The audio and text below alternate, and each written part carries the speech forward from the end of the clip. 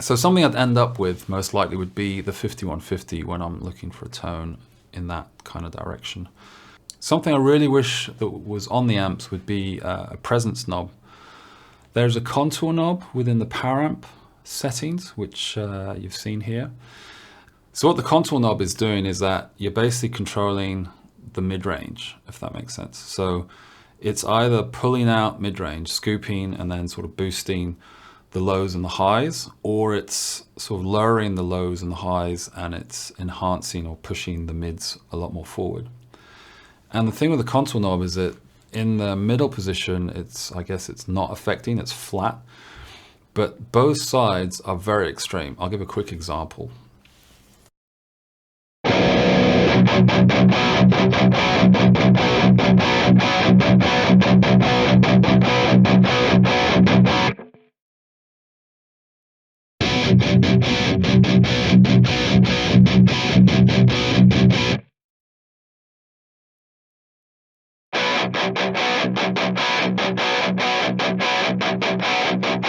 So for me, with this knob, I mean, you might want a bit more of a scooped sound, but the range of this knob is so extreme that you're probably only going to be using, if that, between maybe 3 here and 7 to sort of dial in some tones that you want.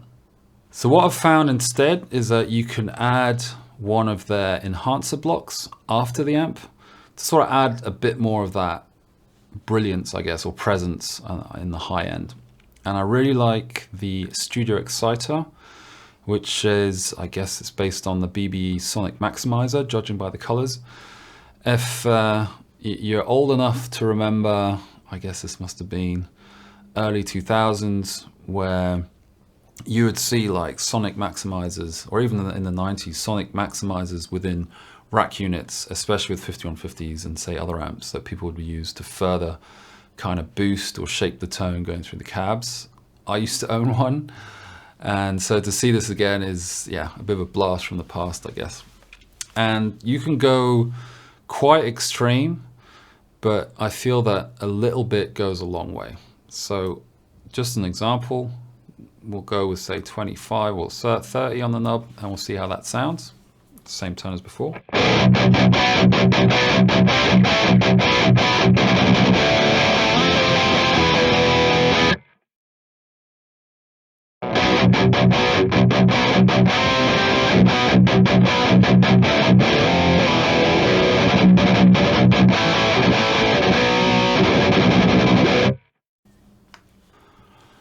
And something else you can add is an EQ block. So they have 3 different EQs, one for the bass, guitar, and a studio EQ. The guitar EQ, for example, is a simple pedal EQ, graphic EQ, 7-band. And they also have the studio EQ, which is a bit like your digital EQ that you've probably seen online. Looks very much like, say, FabFilter and things like that. Very easy to use. And you can place the blocks, or you can place any of these blocks wherever you want on the signal chain. So here's one I baked earlier, and it's an EQ block that I'm using in front of all of this that's set up to be a bit like HM2. Big shout out to Dome and his videos on the subject. I'll put a link to his channel below where you can see some of these sort of settings in action. And this is what that sounds like.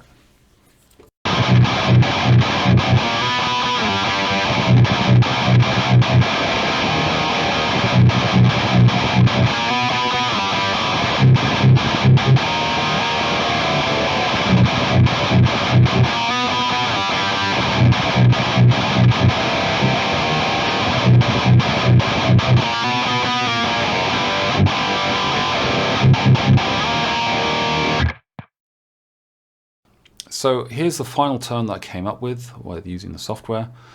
So we're using the Tube Screamer block with these settings, the Nifty 50 with these settings, didn't really change much, just a bit more gain, a bit more treble. We'll be using some OTTO audio cabs instead from their Black Pack, the enhancer with just a bit more on the highs, and then a low cut and a high cut on a simple EQ.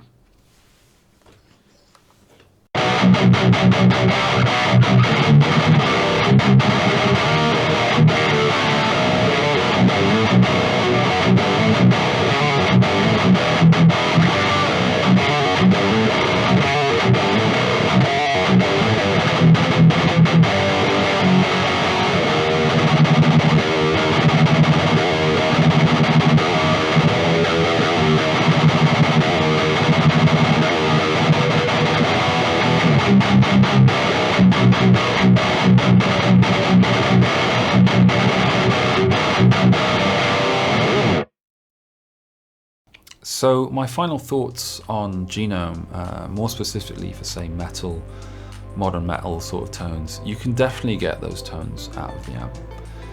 There are only a few stock amp models that go in that direction, but I believe that's where the codecs comes in, and all those neural amp modeling profiles and that you can add within the software to get closer perhaps to what you're looking for.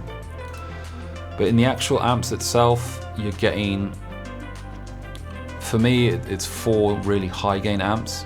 So the Soldano, the Mesa Boogie Recto, the Mark V, and then the Nifty 50, which is the one I guess most people would tend to go for, which is the boosted kind of 5150 style tones that we're all, I guess, kind of used to at this point. I would have really loved to see a presence knob on the amp models. As I said, the Contour, you can go into 2 extremes, and I don't really see, at least for the sort of tones I'm doing, where I'd really use that. Maybe dialed in a bit for a bit more scoop or whatnot could be quite useful, but I didn't really get to that. I tend to prefer to use my own IRs, but the dynamic IRs have a lot of potential, I think, when you start going through different cabs and then the distance, the access to different mics to really dial in what you're looking for. I'm used to using IRs, so I tend to know which ones really work for me, and that's what I've done in this case as well.